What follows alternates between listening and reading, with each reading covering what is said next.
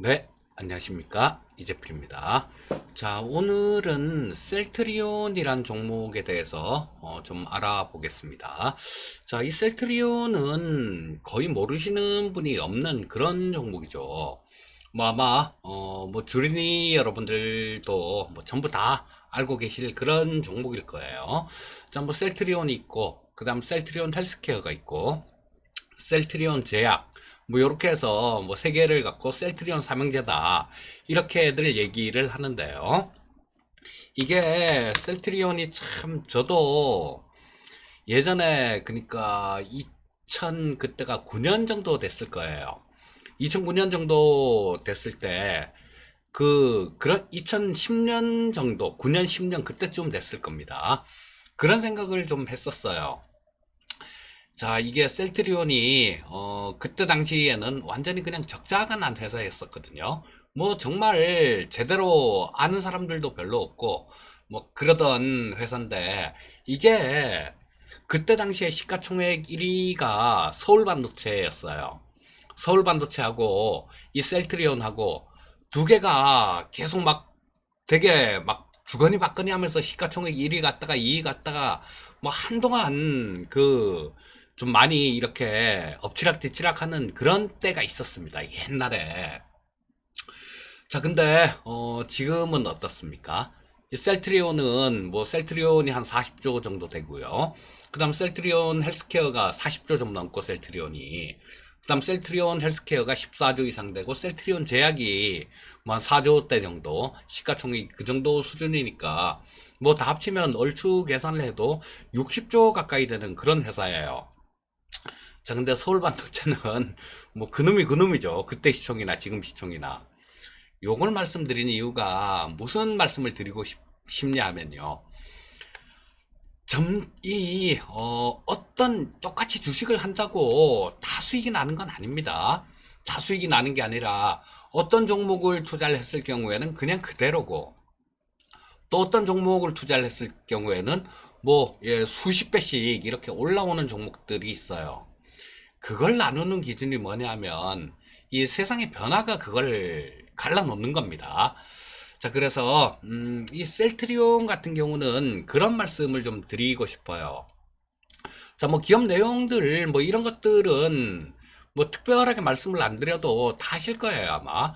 뭐 램시마, 뭐 트룩시마, 허주마 뭐 이런 거고, 그다음 지금 최근 저 치료제 관련해 갖고 뭐 이 치료제로도 쓸 수 있다, 뭐 그런 것들 때문에 주가가 좀 상당히 또 탄력 있는 그런 모습을 보이기도 했었는데요. 자, 뭐 7월 20일 날 거의 34만 원 근처 그 정도를 찍고 좀 밀리는 그런 모습이었어요. 자, 근데 이게 기술적 분석이라는 거, 이것도 무시할 건 못 됩니다, 여러분. 보시면 일단 이게 셀트리온의 월봉이에요. 자, 전고점 근처에서 조금 조정을 받는 그런 모습이었죠.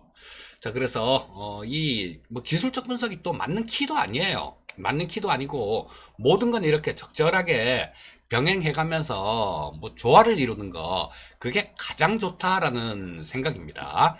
자, 그래서 이 셀트리온이 지금 현재 뭐 얼마나 버는지 이런 것들 같은 경우는 스스로 찾아봐 보셔도 되겠지만요. 또 알고 계시는 그런 분들도 계실 거고, 하지만 뭐 초보분들도 많다라는 가정하에 일단 셀트리온이 얼마나 버는지 그거나 조금 간략하게 보고 넘어가도록 하겠습니다. 자, 보시면, 자, 이때부터 시작해서 2017년도부터 시작해서 쭉 뭐 지금 현재까지예요. 자, 지금 2017년도에 뭐 한 영업이익 기준 한 5천억 벌었습니다. 그리고 18년도, 19년도에는 이거보다 줄었어요, 오히려. 자, 매출 같은 경우는 약간 늘었는데, 좀 줄었다라는 얘기입니다. 요런 거는 일단 뭐 어디 뭐 판관비 같은 것들, 이런 것들이 좀 비용 들어가는 것들, 영업에 필요한 비용 들어가는 것들, 이런 것들이 좀 늘었다라고 봐야 되겠죠. 자, 근데 올해 같은 경우는 굉장히 좀 많이 커질 것 같아요.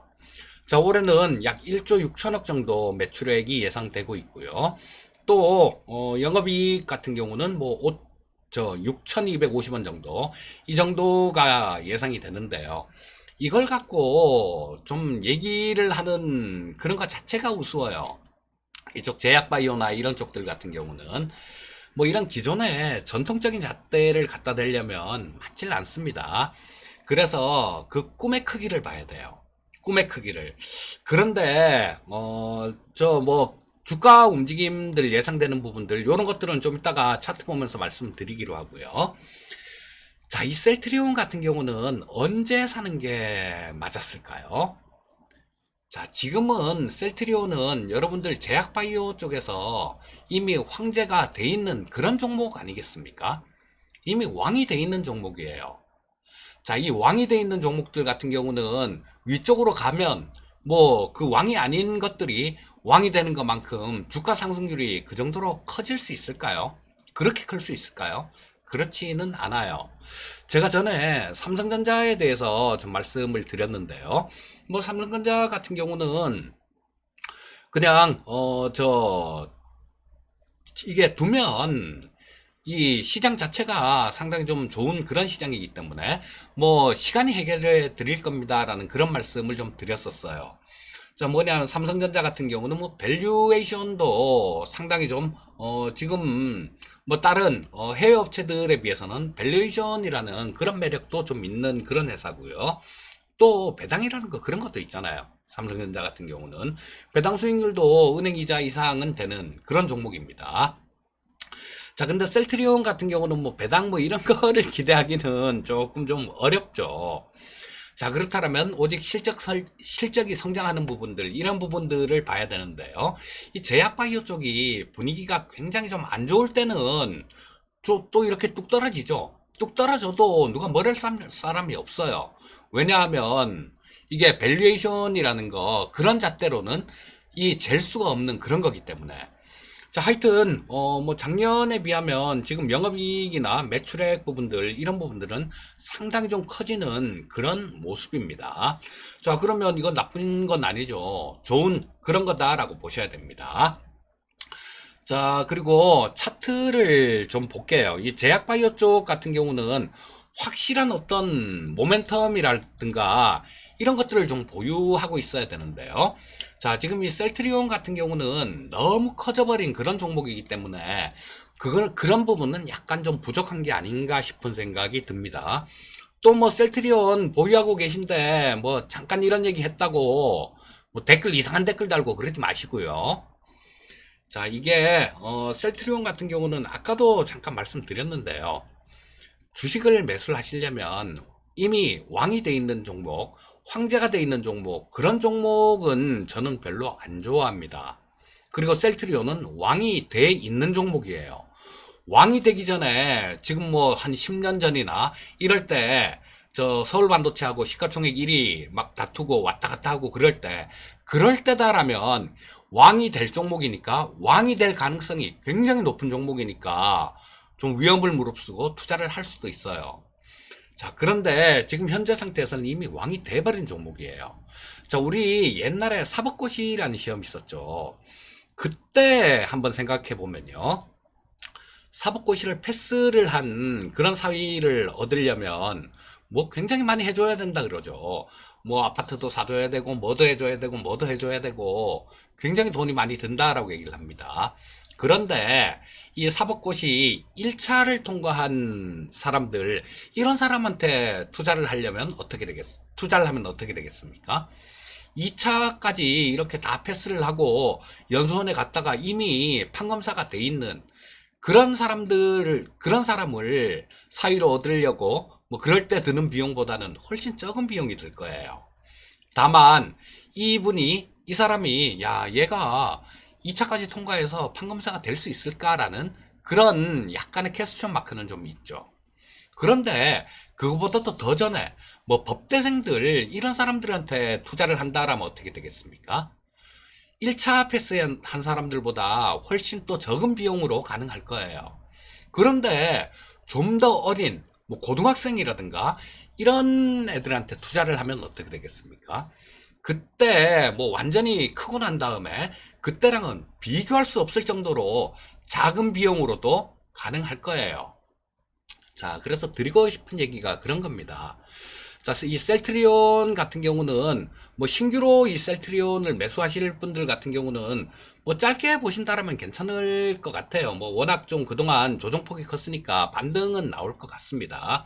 하지만 정말 큰 대시세 그런 걸 노린다라면 셀트리온은 이미 왕이 돼 있는 종목이기 때문에 자, 그거는 좀 그런 투자에는 조금 어울리지 않는다라는 그런 생각이에요. 자, 그런 주식 격언에 그런 얘기가 있죠. 고퍼에 샀다가 저퍼에 팔아라. 이런 얘기가 있어요. 자, 주가는 이 고퍼일 때, 고퍼가 되는 경우는 계속 엄청나게 성장을 하고 있을 때, 이럴 때 퍼가 상당히 고퍼가 나오게 되죠. 뭐 이 퍼라는 거, 이거 모르시는 분들도 계실 수 있을 텐데, 퍼라는 지표는 뭐냐면요. 주가 나누기 주당 순이익을 한 지표예요. 주가 나누기 주당 순이익. 그래서 뭐 이게 만약에 뭐 퍼가 10배다라면 이 회사는 10년이면 지금 시가총액만큼 돈을 번다라는 얘기입니다. 자, 근데 고퍼라는 거는 기업이 계속 성장을 하고 있을 때예요. 그런데 그럴 때 막 성장을 할 때 그럴 때 매수해서 저퍼에 팔아라라고 얘기를 하죠. 막 이렇게 올라가다가 어떤 기업이든 뭐 어떤 섹터든 다 마찬가지입니다. 성장을 하는 데는 끝까지 성장을 하는 그런 기업이나 섹터는 없어요. 불행히도. 자, 얼마만큼을 성장을 하고 많이 성장을 하고 난 다음에는 또 사람하고 똑같아요. 이 주식 투자를 좀 하다 보면 야, 정말 인생하고도 사람 인생하고도 너무 닮았다라는 그런 생각을 하는데요. 사람도 태어나서 자라고 뭐 청년기를 거치고 또 이렇게 노년기를 거치고 나중에는 결국은 흙으로 돌아가지 않습니까? 이 주식도 마찬가지예요. 자, 지금 굉장히 많이 이렇게 크는 거는 청년기 때 애들 학교 다닐 때 이럴 때 많이 크잖아요. 그럴 때 애들 키 크듯이 주가가 쭉쭉쭉쭉 올라오죠. 그러고 난 다음에 다 크고 나면 이게 성숙기를 거칩니다. 그 성숙기에서는 뭐 버는 돈들 이런 것들도 많이 늘어나니까 많이 늘었으니까 이 퍼라는 지표 이것도 마찬가지로 굉장히 좀 낮게 형성이 되죠. 그러면 성장을 멈추면 그때 팔아라라는 얘기예요. 그럼 이 셀트리온이 성장을 멈췄느냐? 그건 아닙니다. 자, 앞으로 성장해 나갈 자리가 굉장히 커요. 다만 아까도 말씀드렸듯이 이미 왕이 돼 있는 종목입니다. 그러니까 저 같으면요, 저 벌써 이렇게 왕이 돼 있는 종목이 아니라 왕이 될 종목을 찾을 것 같아요. 자, 그러면 이 들고 계신 분들, 물려 있는 분들 같은 경우는 뭐 옛날에 매수를 하셔서 수익이 좀 이렇게 옛날에 매수를 하셨으면 굉장히 큰 수익이 났을 겁니다. 그래서 뭐 그런 분들 같은 경우는 뭐 일단 그냥 들고 계시면 될 거고요. 들고 계시면서 조금 뭐 기술적인 부분들, 이 테크닉을 조금 가미를 하시는 게 좋을 것 같아요. 자, 일단, 그 아까 봤던 월봉을 보면서 자, 이쪽 34만 원 근처 이쯤에서 매수하신 분들도 분명히 계실 텐데요. 조금은 좀 무리한 매수였다라는 거, 그 말씀을 좀 드리겠습니다. 자, 보시면 이때, 참, 이때 기억납니다. 제가 이토마토에서 그 생방송방, 이렇게 운영할 텐데요. 그때 저 회원분이 보유하고 계셨었어요, 이때. 보유하고 계셔서 그분이 아마 16만 원 정도 선인가, 뭐 15만 원 정도 선인가, 하여튼 그때 정도에, 좀 매수를 하셔서 그분 같은 경우는 이거 끝까지 다 먹었어요. 끝까지 다 먹고 이쪽에서는 뭐 어떻게 운도 좀 따랐죠. 그때 30몇만 원 정도에 매도하고 나왔던 기억이 나는데요. 자, 지금 뭐 그러고 난 다음에 1년, 2년 동안 주가가 줄줄 빠지기만 했어요. 빠지기만 했다가 지금 이번에 상당히 좀 강한 탄력을 받고 이렇게 올라왔는데요. 자, 이 각도 자체가 한번 보시면요. 이 각도에서 바로 이런 움직임이 나올 수 있을까요? 아마 누가 봐도 그건 좀 힘들었겠구나라는 그런 생각을 할 수 있었을 겁니다. 그럼 한번 접었다 가도 한번 접었다 가는 그런 모습이 나올 거다라고 생각을 해볼 수 있었겠죠. 자, 그 접는 과정이 나오고 있다라고 보시면 될 것 같아요. 그 접는 과정이 나오는데 이게 시간을 좀 단기간에 갈 것이냐, 뚫고 갈 것이냐, 아니면 시간이 좀 많이 걸릴 것이냐, 이런 부분들은 우리가 한번 깊이 한번 생각을 해 봐야 될 문제입니다. 자, 제가 생각하기에는 시간은 조금 걸릴 것 같아요. 왜냐하면 그 시간이 걸린다라는 얘기는 제가 일봉을 보면서 좀 말씀을 드릴 겁니다. 자, 이 월봉상에서 보시게 되면 지금 뭐 이번 장에 30 뭐 한 저 꼭대기 최근에 들어가서 좀 물리신 분들 같은 경우는 요런 거 월봉 부분들 이런 부분들도 조금 한번 참고해 보셨으면 하는 그런 아쉬움이 좀 있습니다. 자, 일봉 보면서 좀 말씀을 드릴게요. 자, 보시면 지금 이게 좀 한동안 좀 이렇게 빠지면서 거의 지지받을 자리 근처까지 내려와서 거기서 지금 일단 지지를 받는 그런 형태는 나오고 있어요. 그런 형태는 나오고 있고 또 뭐 지금 일단 여기서 지지받는 내용이 있었기 때문에 저 또 뭐 좀 조정을 받는다고 하더라도 이 62평선 위쪽으로 올라가고 있는 이 62평선 자체는 좀 지지선 역할을 할 수 있을 겁니다. 지금 현재가 62평선이 한 28만 원 정도 있어요. 그러면 야 28만 원까지 빠진다는 얘기냐? 뭐 그럴 수도 있고요. 그거보다 덜 빠질 수도 있습니다. 뭐 덜 빠질 가능성이 많겠네요. 조정을 받는다고 하더라도. 왜냐하면 여기서 지지받은 게 28만 3천 원 정도 딱 저 62평선 근처에서 지지를 받았어요. 근데 어제 61평선이 위치한 자리는 27만 8,650원. 오늘이 위치한 자리는 27만 28만 166원. 자, 그러면 대략 봐도요. 뭐 한 1,500원 정도가 차이가 나잖아요. 하루에 한 1,500원 정도 이 62평선이 위쪽으로 이렇게 올라간다라는 얘기죠. 자, 그렇게 되면 뭐 내일 되면 이게 좀 더 올라갈 거고 모레가 되면 또 좀 더 올라갈 겁니다.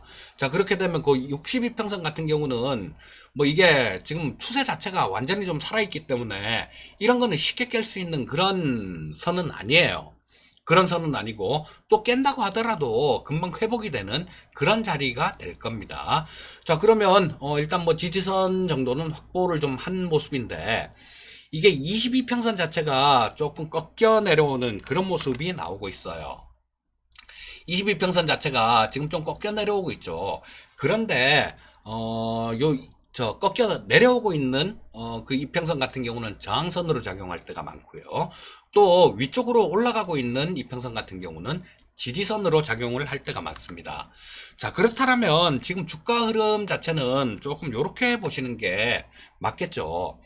자, 요렇게 반등 시도를 하다가 22평선에 조금 닿으면 거기서 또 좀 조정을 받았다가 그 다음에 또 뭐 왔다 갔다 이런 그런 모습을 보이면서 또 62평선 근처에 닿으면 또 뭐 거기서는 어떤 반등 시도를 하는 그런 모습이 나올 거고요.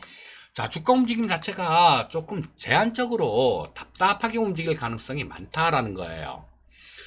자, 그러면 지금 저 매수해서 이 물리신 분들 같은 경우는 조금 길게 보시는 수밖에 없어요.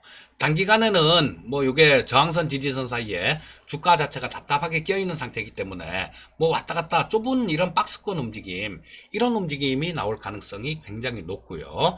또 요게 제가 기술적 분석 쪽 이런 쪽도 지금 유튜브에 좀 올려드리고 있는데 아마 이 이동평균선의 힘의 논리에 대해서는 제가 전에 올려드렸던 것 같은 그런 생각도 드는데 일단 확인을 해봐야 되는데요. 만약에 안 올렸으면 제가 나중에 올려드리도록 하겠고요. 자, 요 조금 답답한 이런 모습이 옆으로 이렇게 횡보하는 왔다 갔다 하면서 횡보하는 그런 모습이 나올 가능성이 많고요. 저 뭐 하지만 조금 긴 관점으로 보신다라면 아직까지 살아있어요. 62평선 자체가 아직까지 살아있고 이 62평선이 꺾이려면 굉장히 좀 긴 시간이 필요합니다. 긴 시간이 필요하기 때문에 나쁘게 볼 필요는 없어요. 나쁘게 보실 필요는 없고 단지 좀 박스권 움직임이 나오겠다 요 정도는 감안하고 가시는 게 좋을 것 같아요. 자, 그러면 조금 긴 관점 뭐 주봉 움직임들 한번 짚어 볼까요? 자, 주봉 같은 경우도 뭐 지금 현재 상태에서 자, 여기 주봉에서는 안 나오죠. 뭐 거의 요게 아마 5주 이평선 근처 정도 요게 자, 20주 이평선이 25만 5천 원 정도니까 자, 요겁니다. 20주 이평선은. 자, 그러면 뭐 5주 이평선 일봉으로 따지면 저 한 61 이평선 정도 그 정도로 된다라고 보시면 되겠죠. 자, 그 근처에서 일단 지지는 받았어요. 지지선 역할을 할 수 있는 그런 자리까지는 내려왔다라는 겁니다. 조금 보시면서 지금 거래량을 좀 체크를 하셔야 돼요. 셀트리온 같은 거는 기술적으로 보시는 부분들은 자, 이 거래량을 조금 체크를 해야 되는데 지금 뭐 어제 좀 이렇게 아래 꼬리 달고 이렇게 양선이 나왔을 때 이때 거래량이 좀 실렸다라면 조금 수월하게 움직일 수도 있었어요. 하지만 지금 거래량 자체가 좀 부족합니다. 그래서 일단 지금 뭐 물려서 고생하시는 분들 같은 경우는 매도를 하실 필요는 없으실 것 같아요. 뭐 만약에 야 이거 박스권 움직임이면 난 되게 지루해서 못 들고 있겠다 싶은 그런 분들이 계시면요. 뭐 한 31만 원대 중반 정도 그쯤까지는 일단 뭐 열려 있어요. 그쯤까지는 열려 있으니까 그때 가서 거래량을 체크를 해 보시고 그 가격대에서도 거래량이 늘어나지가 않고 지금 뭐 현재 상태 이 정도로 그냥 유지가 된다라면 그 가격에서는 조금 저항을 받고 밀릴 가능성이 높습니다. 뭐 그래서 일단 그렇게 보시면 될 거고요. 자, 결국은 뭐 올라가긴 올라갈 것 같아요. 셀트리온 같은 경우도 지금 세상 자체가 이 코로나 때문에 이 제약바이오 쪽 이런 쪽에 관심이 엄청나게 많이 높아졌고요. 전에처럼 뭐 사기를 치고 막 정부에서 이 회사에도 사기친 회사들 꽤 있잖아요. 뭐 어떤 회사라고 말씀을 안 드리겠습니다만.